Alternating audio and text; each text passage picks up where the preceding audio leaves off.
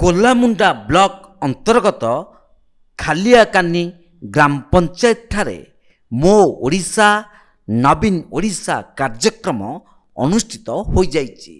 ସ୍ଥାନୀୟ ସରପଞ୍ଚ ଘରମଣି ମଙ୍ଗରାଜଙ୍କ ଅଧ୍ୟକ୍ଷତାରେ କାର୍ଯ୍ୟକ୍ରମ ହୋଇଥିଲା।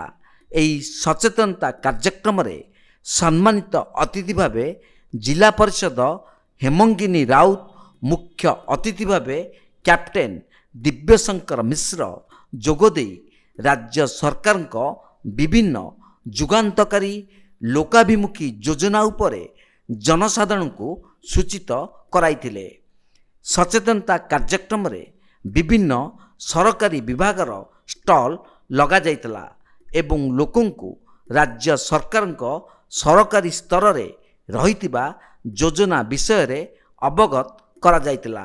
ଗୋଲାମୁଣ୍ଡାରୁ ହିମାଦ୍ରି ମେହେରଙ୍କ ରିପୋର୍ଟ, ତୀର୍ଥକ୍ଷେତ୍ର ଲାଇଭ୍।